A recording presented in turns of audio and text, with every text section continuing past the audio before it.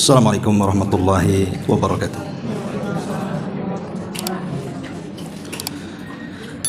Alhamdulillah wassalatu wassalamu ala Rasulillah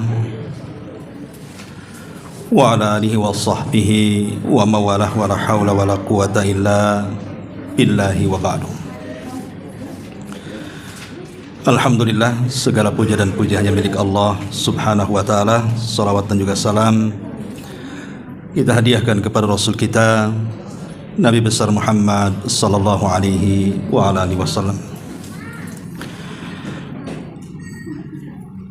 Hadirin dan hadirat yang dimuliakan Allah subhanahu wa ta'ala, pembahasan di siang ini kita akan membahas tentang keajaiban kota Mekah, khususnya Ka'bah.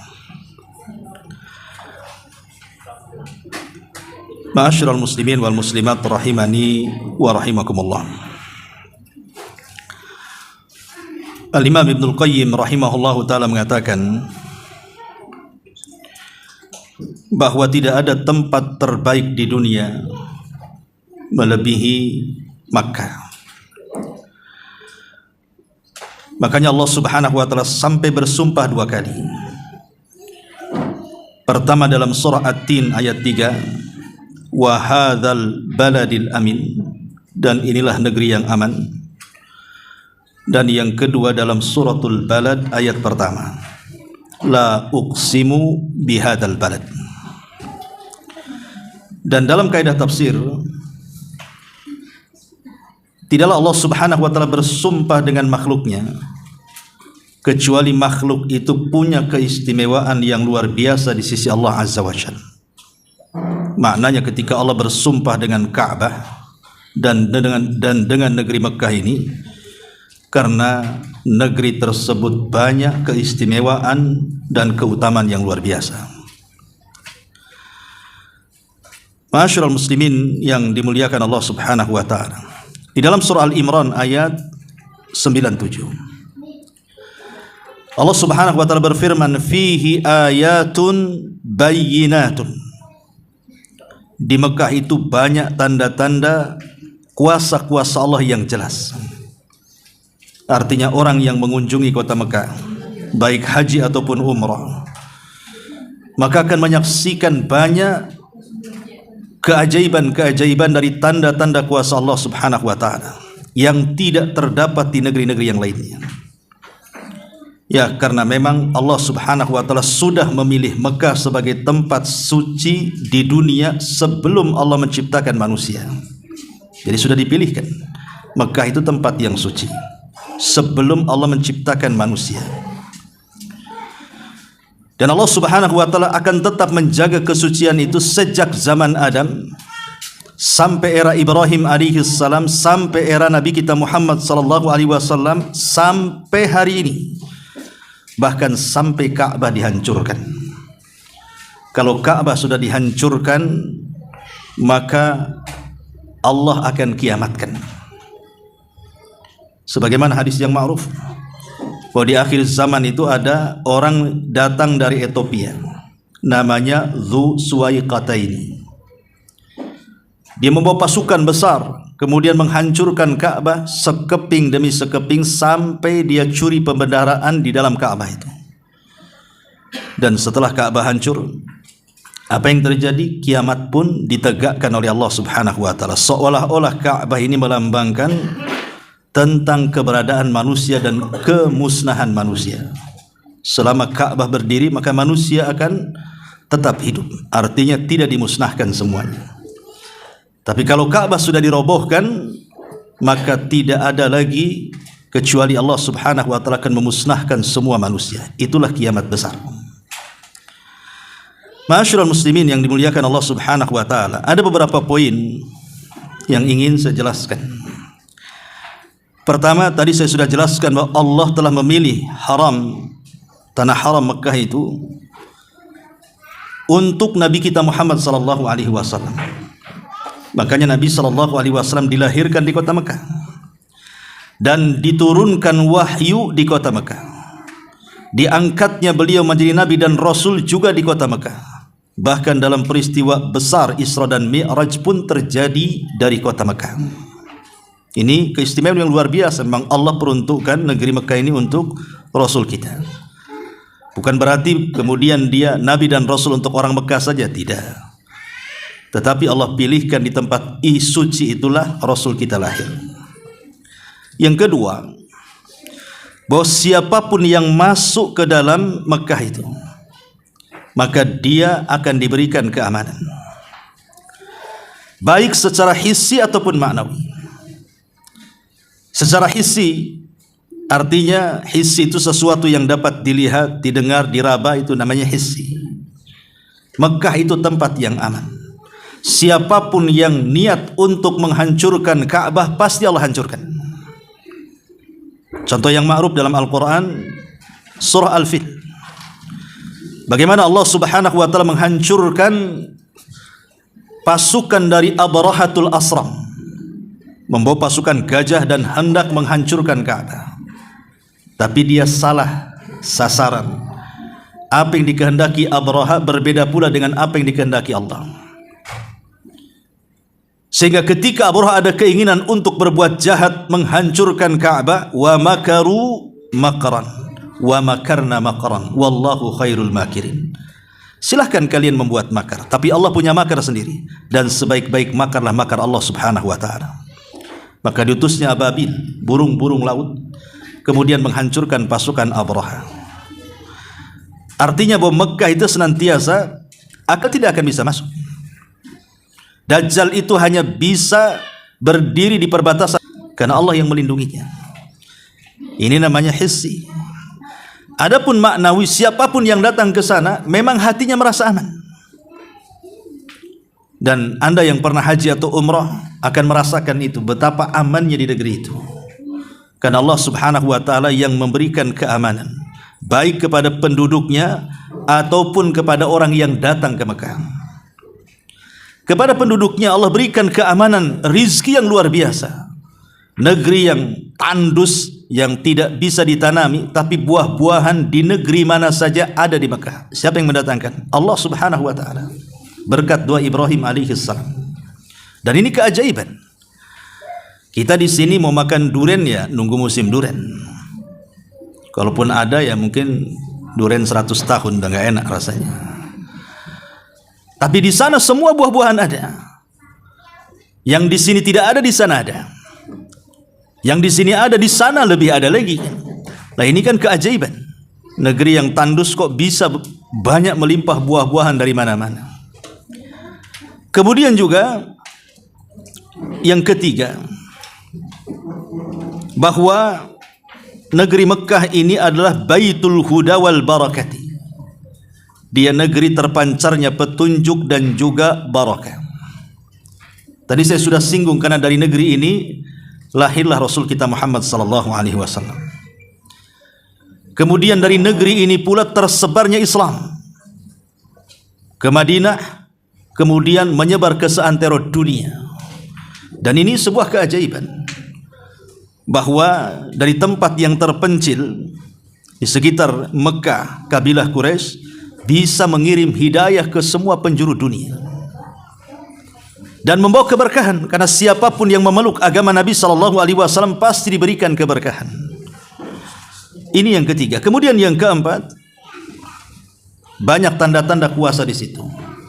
Di antaranya ada Hajar Aswad.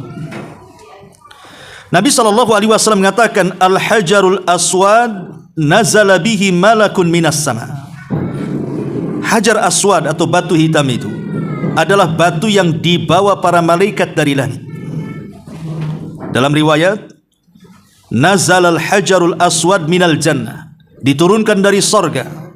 Wa huwa ashaddu bayadhan minal laban. Dulu warnanya sangat putih, lebih putih dibandingkan susu. Fasawadathu khotoya bani Adam, tetapi menjadi hitam karena dosa-dosa yang dilakukan anak Adam. Karena di zaman jahiliyah banyak kesyirikan, sehingga kesyirikan itulah yang kemudian memudarkan warna putih sehingga menghitam dan sampai sekarang batu itu disebut Hajar Aswad. Persis seperti dosa yang menempel dalam hati kan. Allah akan masukkan titik hitam untuk sekali dosa, 2 kali dosa 2 kali titik hitam, 10 kali dosa 10 titik hitam, sampai hati kita menghitam. Begitulah dosa, membawa kehitaman. Kalau yang kulit hitam enggak lah ya, maksudnya hatinya ya. Masyarul muslimin yang dimuliakan Allah Azza wa Jalla, la hajar aswad ini keajaiban dunia. Dan ingat secara fikih, tidak ada batu yang boleh dicium ataupun diusap yang mencium dan mengusapnya dapat pahala dan dalam rangka ta'abbud dan beribadah kepada Allah kecuali Hajar Aswad. Maka kalau ada batu-batu selain Hajar Aswad sampai dicium, sampai diusap, apalagi sampai diambil berkahnya, maka dustakan itu semuanya. Jangan percaya. Dulu ada bocah kecil namanya Ponari. Masih kenal Ponari? Mudah-mudahan dapat hidayah. Namanya batu petir. Menciumnya dalam berkahnya, tapi dalam Allah. Sebagaimana perkataan Umar bin Khattab, mencium Hajar Aswad setelah tawaf. Wallahi inni la a'lamu annaka la tadhurru wa la tanfa. Wahai batu, kata Umar, aku tahu engkau ini seonggok batu saja, tidak. Dari sini bahwa menciumnya tidak melihat Rasul mencium kamu, buat apa aku cium kamu? Berarti menciumnya Umar bukan mencari berkah dari batu, tetapi dalam rangka ta'abbud dan beribadah, mencontoh Nabi. Karena Rasul mencium, aku cium. Kalau Rasul tak cium, aku tak cium. Begitulah para sahabat Nabi SAW. Tapi lihat hari ini, ada orang yang mencium Hajar Aswad, mengusap Hajar Aswad, habis diusapkan ke mukanya, diusapkan ke bajunya, diusapkan ke dirinya, ke anak-anaknya yang digendong. Entah apa maksudnya. Padahal sunnahnya hanya mencium atau mengusap, kemudian bekas usapannya cuman kita cium gitu saja, bukan dioles-oles ke seluruh badan. Untuk apa? Karena tidak ada berkahnya. Itu hanya batu yang memang betul dari sorga, tetapi tidak ada batu yang boleh dicium ataupun diusap dalam rangka beribadah kecuali Hajar Aswad saja. Kalau Hajar Aswad saja kita tidak boleh tabaruk di situ, meminta berkah. Karena itu hanya batu saja. Kalau minta berkah langsung kepada Allah. Di Mekah, tempat mustajab, ngapain ke batu minta? Minta langsung kepada Allah Subhanahu wa ta'ala. Artinya kalau batu semulia Hajar Aswad yang datang dari sorga saja tidak boleh dimintai berkah, macam mana pula batu-batu yang lainnya, pohon-pohon yang lainnya, tempat-tempat keramat yang lainnya, kuburan-kuburan dan begitu seterusnya. Maka ini menyimpang sangat jauh. Kemudian juga di sana ada makam Ibrahim. Ini juga salah kaprah. Makam Ibrahim itu tidak dicium dan tidak diusap, dilewati saja. Tapi ada orang yang karena tidak bisa mencium Hajar Aswad, dia cium pula makam Ibrahim. Tidak bisa mengusap Hajar Aswad, dia mengusap pula makam Ibrahim. Tidak ada dalam manasik haji atau umrah mengusap atau mencium makam Ibrahim. Ya betul, makam Ibrahim adalah salah satu keajaiban dunia, karena di dalam makam itu ada mutiara yang sangat luar biasa dan ada cap kaki Nabi Ibrahim. Itu mutiara dari sorga. Karena makhluk sorga yang di dunia ini kan ada 4. 1, Sungai Nil dan Efrat.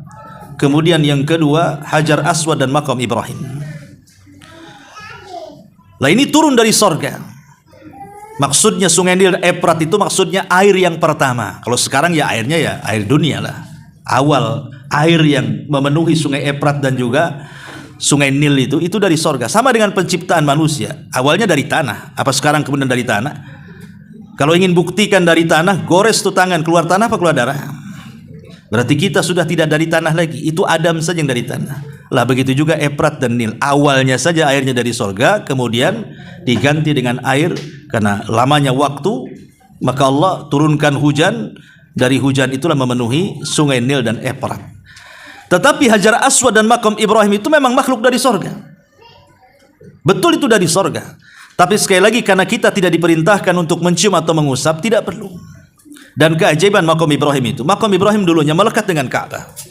Dia tidak terpisah dengan Ka'bah. Makam Ibrahim itu melekat dengan Ka'bah. Dan ditawafi oleh orang-orang musyrik di zaman jahiliyah.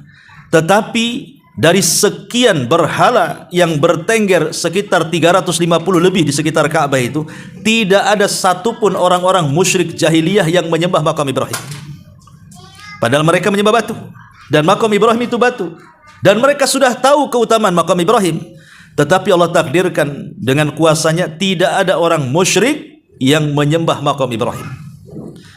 Sehingga ketika kemudian kaum muslimin salat di belakang makam Ibrahim, tidak ada yang mencela. Sebab kalau seandainya sempat disembah orang-orang musyrik, apa kata mereka? Lihat, orang-orang Islam sedang salat di hadapan berhala, kan begitu. Tapi tidak terjadi. Lalu kenapa kemudian makam Ibrahim ini bergeser sehingga beberapa meter dari arah Ka'bah? Karena keinginan Umar bin Khattab radhiyallahu anhu meminta kepada Rasul untuk digeser. Sebab kalau seandainya tidak digeser, nanti akan bercampur orang tawaf dan orang salat. Dan itu akan membahayakan orang tawaf dan juga orang yang salat di belakang makam, kan. Maka dijauhkanlah makam dari Ka'bah, dan Umar meminta bahwa tempat ini jadikan musalla, tempat salat. Maka turun ayat wattakhidhu min maqami Ibrahima musalla. Ma'asyiral muslimin yang dimuliakan Allah Subhanahu wa taala. Kemudian juga di sana ada air yang disebut dengan Zam-Zam. Tidak ada air di dunia yang kalau diminum dapat pahala dalam rangka beribadah kepada Allah kecuali air Zam-Zam. Kalau kita minum dalam rangka beribadah dapat pahala, air Zam-Zam itu. Dan tidak ada air yang lebih hebat dibandingkan Zam-Zam. Karena Zam-Zam itu, kata Nabi SAW, ma'u Zam-Zam lima syuribalahu. Orang yang meminum air Zam-Zam itu akan dikabulkan setiap permohonannya. Dan ini kesempatan. Alhamdulillah sekarang air Zam-Zam itu sudah sampai di Madinah, dikelola oleh PT, kan itu. Kemudian sampai di Madinah, di Masjid Nabawi itu kalau masuk semua tong-tong Zam-Zam itu banyak. Ya, kita minimal sholat 5 waktu, maka sempatkanlah setiap sholat 5 waktu masuk, ambil gelas, kemudian tuang, minum, dan boleh sambil berdiri khusus untuk air Zam-Zam. Tapi kalau yang lain sebaiknya tidak berdiri, kan gitu. Jadi minum air Zam-Zam, habis minum berdoa. Coba bayangkan 5 kali sehari kita bisa minum air Zam-Zam. Setiap masuk masjid minum, setiap masuk masjid minum, sepuasnya, ya. Dan bisa berdoa di situ. Nanti Mekah lagi sama, ya. Tapi jangan mandi di situ, ya. Ada khusus mandi. Artinya bahwa di sini bagaimana Allah Subhanahu wa taala sudah memberikan takdir kepada kita dengan keluarnya air yang penuh dengan berkah, yang kalau meminumnya dalam rangka beribadah dapat pahala. Maka kalau ada air selain air Zam-Zam yang diminum dapat pahala ataupun lebih daripada itu berkah, maka jangan benarkan, tidak ada. Seberkah-berkahnya air Zam-Zam saja, kita tidak boleh tabaruk dengan air Zam-Zam. Tabaruk itu kepada Allah, minta berkah itu kepada Allah, bukan kepada air, ya. Ketika kita minum itu dalam rangka ta'abudan saja, ya, beribadah kepada Allah, kemudian berdoa. Kalau air Zam-Zam saja kita tidak minta tabaruk kepada air, macam mana air-air yang lainnya? Macam mana air-air yang lainnya, kan? Yang sekarang banyak air-air dijual oleh oknum-oknum yang mengaku ustaz atau ustazah atau kiai apa, kan itu. Oknum lah, saya katakan. Ya, kadang-kadang air ini udah disolawati sekian kali, harganya sekian. Anda sedang bisnis atau apa, kan itu? Ya. Jadi dari sini kita tahu bahwa ini air yang luar biasa. Kapan kemudian air ini muncul? Dan ingat, ikhwatu fillah muliakan Allah Azza wa Jalla, Makkah itu tanah gersang, tanah yang tandus, susah mendapatkan air. Tapi sejak Zam-Zam itu ditusuk oleh satu sayap malaikat Jibril persis di kaki, dekat kakinya Ismail alaihi salam, kemudian muncrat ke bumi. Maka kemudian Hajar ketika itu saking senangnya, dia sudah putar-putar cari air kok nggak dapat, tiba-tiba kemudian memancar air dalam tanah. Saking senangnya dia lantas membuat kolam. Jadi ambil tanah itu sambil dibuat kolam begini, sambil bicara Zam, Zam, Zam, Zam. Zam-Zam itu artinya mengumpulkan tanah, menggundukkan tanah. Ya, akhirnya jadilah kolam. Maka sejak itu air disebut Zam-Zam. Ya.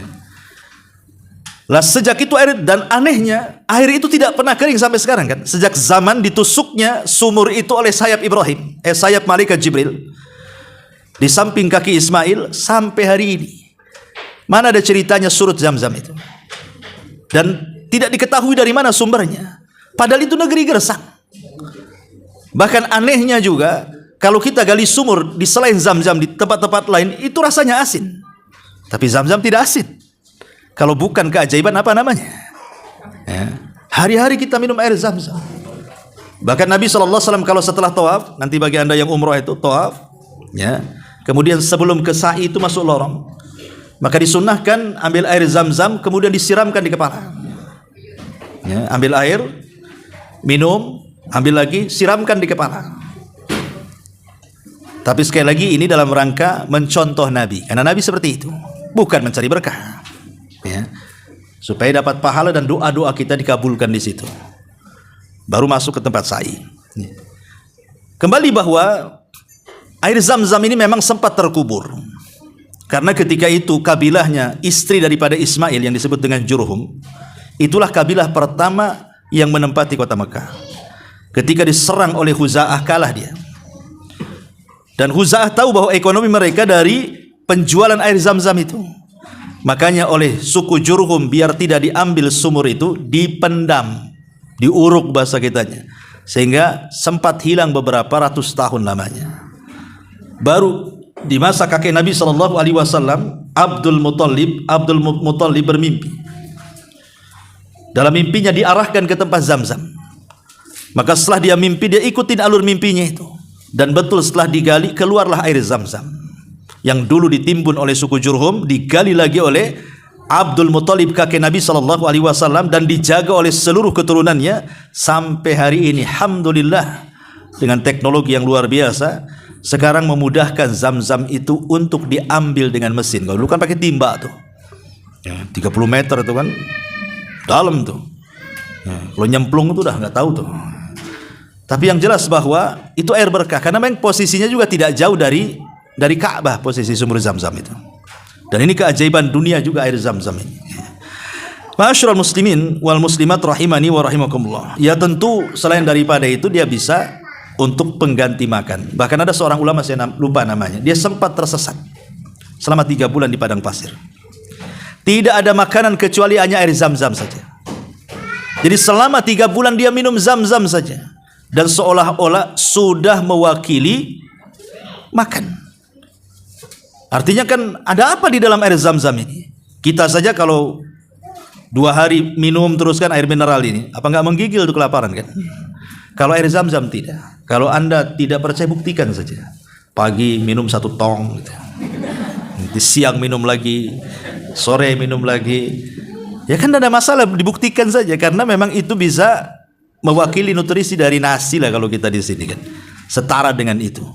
Jadi dari kesehatan itu banyak sekali. Bahkan peneliti dari Jepang saya baca itu, ya, mereka mengatakan bahwa kepadatan molekul air Zam-Zam ini sudah bisa untuk menyembuhkan banyak penyakit. Jadi detox dia. Apalagi kalau sudah Zam-Zam dibacakan Quran lagi, makin padat lagi kan gitu. Makin bisa lagi membuang racun. Ma'asyiral muslimin wal muslimat rahimani wa rahimakumullah. Ya. Apalagi di situ ada air Zam-Zam, ada makam Ibrahim, kemudian juga ada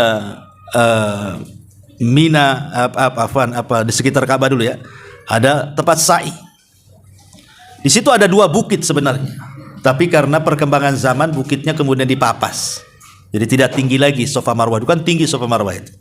Oleh kerajaan Saudi ya, mungkin kayak kita di Batam ini dulu banyak bukit dipapas jadi perumahan semua kan. Tapi masih ditinggalkan bukit itu untuk menunjukkan ini Safa, ini Marwah. Alhamdulillah.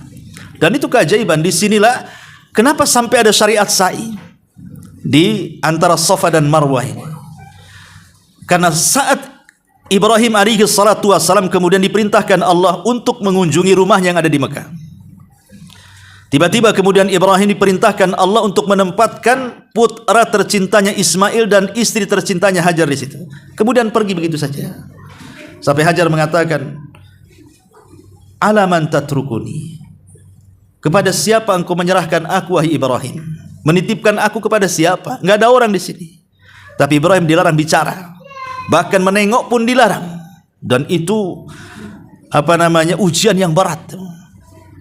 Berpuluh-puluh tahun ingin punya anak, setelah punya anak disuruh dipisahkan kemudian tidak ada perpisahan yang mengenakkan, langsung pergi, tidak bicara, tidak boleh menengok. Coba kan, Allah hendak menguji Ibrahim, karena kita tahu bahwa Ibrahim itu kan kekasih Allah. Dari seluruh para nabi dan rasul yang menjadi kekasih Allah itu dua. Pertama Ibrahim, dan yang kedua Nabi kita Muhammad sallallahu alaihi wasallam. Dua-duanya kekasih Allah. Yang namanya kekasih tentu harus memberikan ujian soal kecintaannya. Apakah bulat kecintaannya kepada Allah, ataukah sudah berbagi dengan Ismail dan juga istrinya. Makanya sengaja kemudian ditaruh di situ.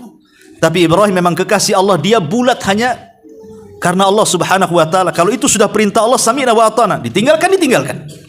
Ketika Hajar mengatakan, kepada siapa kau titipkan kami? Tidak jawab, tidak menengok, karena itu perintah Allah. Itulah kekasih. Dia hanya memberikan cintanya hanya kepada Allah dengan cara menjalankan perintah. Tapi apakah ujian cukup sampai di sini? Tidak. Ada ujian yang jauh lebih berat lagi. Ketika sudah lama Ibrahim tidak berjumpa dengan anaknya, tiba-tiba kemudian ada perintah untuk menyembelihnya. Hanya berdasarkan mimpi. Tapi karena mimpi para nabi adalah wahyu, mau tidak mau harus dijalankan. Sehingga dia mengatakan kepada Ismail yang ketika itu usianya belasan tahun, "Ya bunayya inni ara fil manami anni adzbahuka fangdur madza tara." Wahai anakku, semalam ayahmu bermimpi menyembelih kamu. Macam mana pendapatmu? Jadi kalau bapak-bapak panggil anaknya, "Nak, semalam bapak nusuk kamu." Kira-kira jawaban anaknya, "Bapak aja lah yang ditusuk," katanya.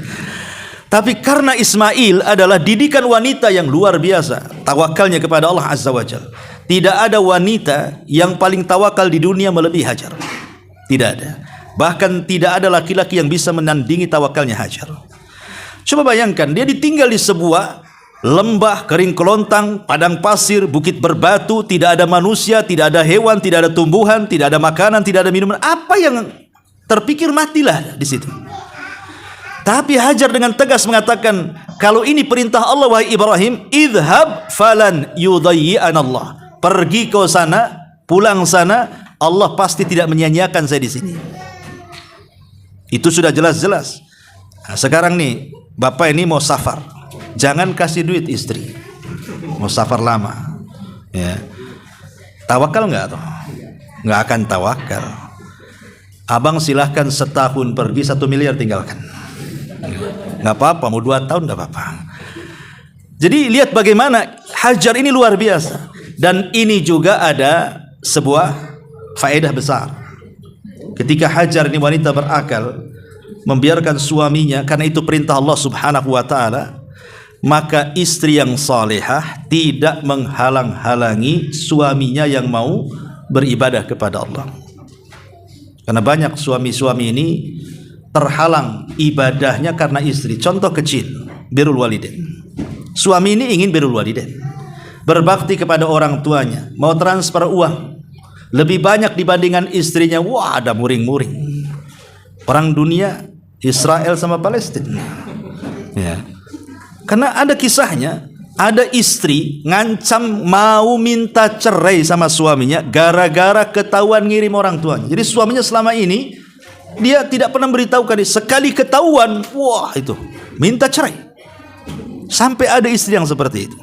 Padahal istri ini kalau dia punya akal, dengan membiarkan dan mendorong suaminya kemudian menolong orang tuanya, itu bab min abwabir rizki. Justru di situ rizkinya akan mengalir di situ. Dia tidak paham bahwa di antara pembuka pintu rizki itu birrul walidain. Lihat Ibrahim ini dibiarkan karena tahu nggak mungkin Hajar itu kemudian ngentel, kemudian dikejar gitu, nggak boleh pergi, enggak, dibiarkan karena tahu ini perintah Allah, ya. Jadi ini juga faedah yang besar bagi mama, ya. Kemudian juga di antara keistimewaannya adalah awwalu masjidin wudhi'a fil ardi, di mana Masjidil Haram itu adalah masjid pertama yang dibangun di atas permukaan bumi. Jarak Masjidil Haram dengan Masjidil Aqsa itu 40 tahun. Dan yang membangun dua-duanya Nabi Ibrahim. Jadi Ibrahim membuat haram dulu, setelah kemudian membuat Masjidil Haram, baru 40 tahun setelahnya dia pulang ke Syam kemudian mendirikan Masjidil Aqsa. Dan jaraknya 40 tahun. Artinya itu masjid tertua, di mana tidak ada sejengkal bumi di dunia ini yang pertama kali Allah diibadahi kecuali di Mekah.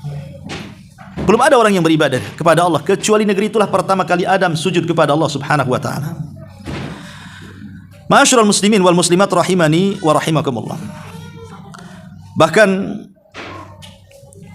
kalau kita lihat kemuliaan dan keistimewaan Ka'bah ini, sampai ketika salat orang tidak boleh meludah ke arah kiblat. Kalau memang orang harus meludah dalam salat, itu boleh, tapi ludahkan ke arah kiri. Jangan meludah ke arah kiblat, karena itu dosa besar, tidak boleh. Bahkan Imam Nawawi rahimahullahu ta'ala itu bukan membatasi salat saja, sampai di luar salat. Imam Nawawi itu sampai memfatwakan di luar salat pun tidak boleh kita meludah ke arah Ka'bah, ke arah kiblat, apalagi dalam salat. Walaupun ada ulama mengatakan bahwa hadis itu hanya khusus dalam salat, tapi ulama yang lain seperti Imam Nawawi itu sampai melarang tidak boleh meludah ke arah Ka'bah demi kesucian Ka'bah. Bahkan solat-solat besar seperti istisqa, kemudian solat gerhana, solat id, itu semua hadis-hadis Nabi SAW menyunahkan untuk dilakukan di tanah lapang, kecuali Masjidil Haram. Di Masjidil Haram, kalau solat id, solat istisqa, solat gerhana, solat-solat besar semua di dalam masjid. Tapi kalau masjid-masjid yang lainnya tidak disunahkan. Ya, mereka disunahkan di tanah lapang kan, hatta di Madinah sekalipun. Dan ini keistimewaan. Bahkan lebih daripada itu, kalau kita bisa solat 1 rakaat saja, solat witir umpamanya 1 rakaat dengan surat yang paling pendek, Inna a'tainakal kautsar, itu surat favorit ya, itu sama dengan solat witir 100.000 kali solat di masjid-masjid Batam. Bayangkan 100.000 kali solat witir. Usia kita aja nggak sampai segitu. Itu baru witirnya. Macam mana kalau di sana kita duhanya juga, di sana juga qiyamul lailnya juga, di sana juga tahiyatul masjidnya, solat sunnah wudunya, solat sunnah taubatnya. Masya Allah, kalikan saja 100.000. Tidak ada masjid yang memiliki pahala sebesar orang yang salat di Masjidil Haram. Makanya saya nasihatkan bagi anda yang mau berangkat umroh ataupun yang ada keinginan untuk umroh, kalau sudah sampai di Mekah, fokuskan ibadah. Kapan lagi kita dapat pahala sebanyak itu? Ya, habiskan saja solat tuh, kan solat banyak di situ. Mau malamnya, mau siangnya, mau paginya, solat banyak di situ. Lakukan. Apalagi wajibnya kan gitu. Tapi kemudian kalau sudah solat wajib 5 waktu, kan di sana berapa hari Pak Edi? 6 hari ya? Kalau di Mekah itu kita umroh, di Mekahnya 6 hari. Berarti 6 hari kan gitu. 1 harinya 5 waktu kali 6. Bayangkan 30 kalilah 100.000 kali solat di masjid. Pulang ke Batam tak mau solat. Alasannya sudah ada stok katanya. Kan saya sudah nyetok itu di sana. 1 kali solat, solat duhur nih kan, berarti 100.000 kali solat duhur di masjid sini. Kenapa tak solat? Masih ada stok. Enggak, bukan begitu maknanya. Ya, bukan begitu. Itu hanya perbandingan pahala, bukan menggugurkan dosa. Kalau begitu bisa dibalik nantinya. Pamannya Rasul mengatakan, barang siapa yang sholat subuh kemudian zikir tidak beranjak dari tempatnya sampai syuruk, kemudian sholat 2 rakaat, pahalanya sama dengan haji dan umroh secara sempurna. Saya tak mau haji, walaupun ada duit, saya sudah haji kok ya. Saya nggak mau umroh, saya sudah umroh. Kapan? Tuh kemarin di Masjid Anu. Bisa.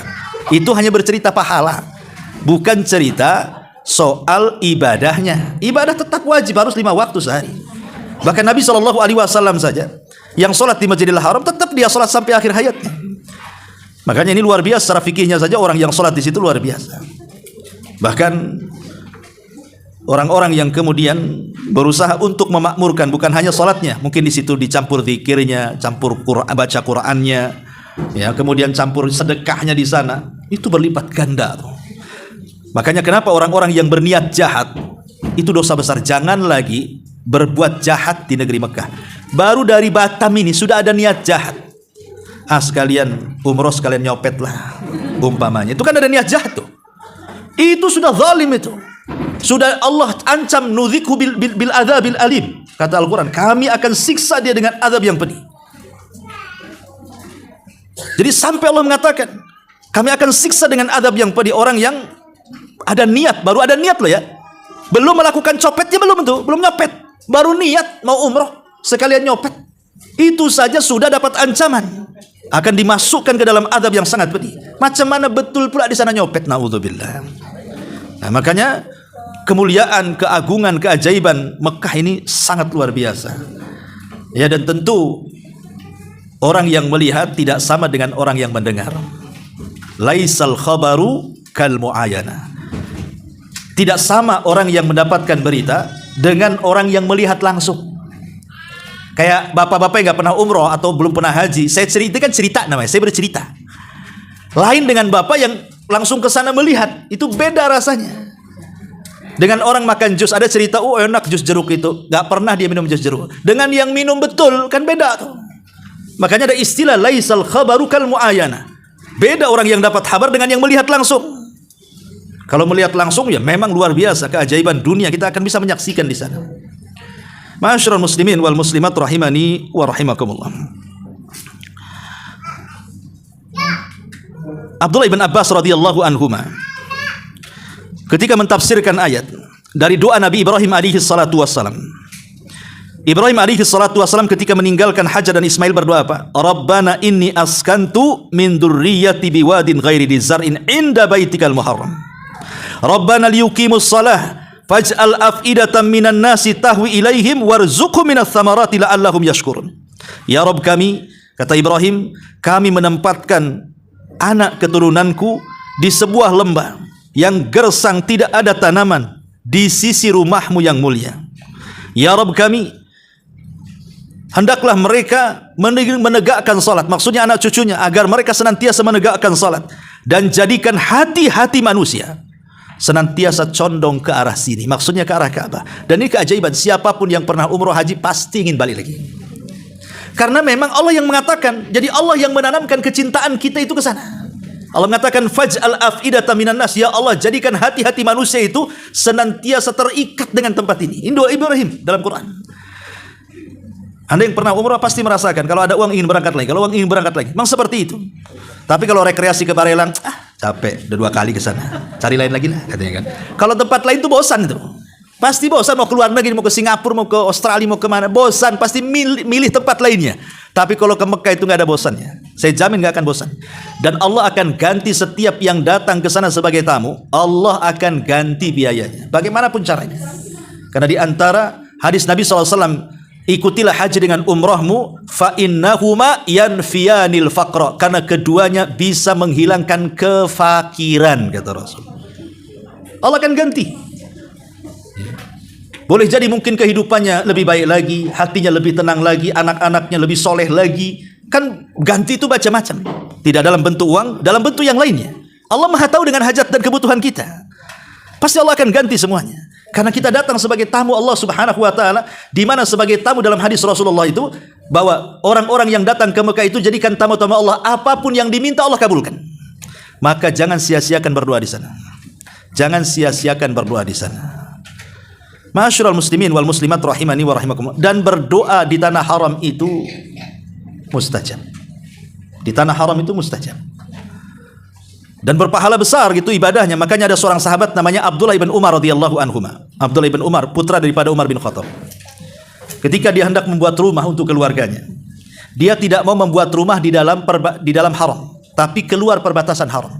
Jadi umpamanya, inilah garis perbatasan haram. Ya, ini sudah haramnya di sini, ini sudah bukan tanah haram lagi. Jadi dia buat rumah itu di luar tanah haram, tapi buat masjidnya di dalam tanah haram. Ketika ditanya, wahai Ibnu Umar, kenapa engkau tidak sekalian membuat rumah di pinggir Ka'bah? Bukankah kau dekat tetangganya Ka'bah? Kenapa kau jauh-jauh buat rumah sampai keluar perbatasan? Kenapa tidak dalam haram?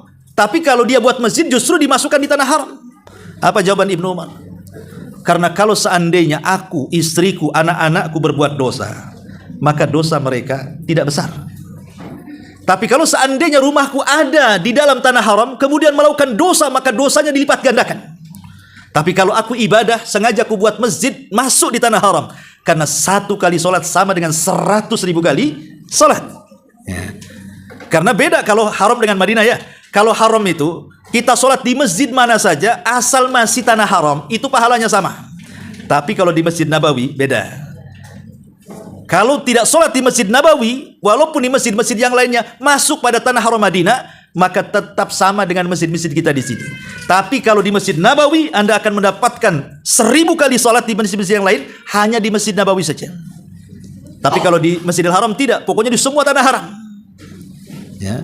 Ada masjid di situ, salat di situ pahalanya sama 100 kali lipat. Ya. Luar biasa gitu ya.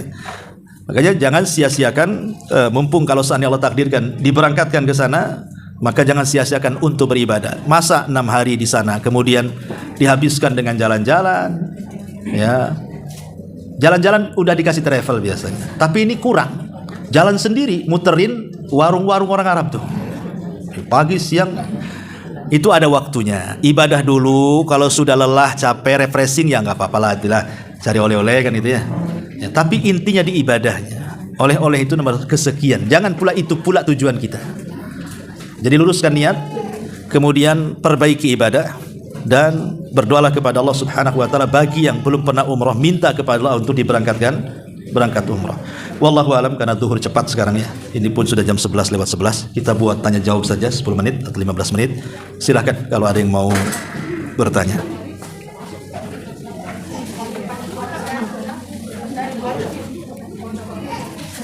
Boleh? Ada mic-nya? Pakai mic aja. Ini tolong mic-nya. Mic-nya nih. Biar kedengaran. Iya. Nanti bisik-bisik. Curiga apa ini?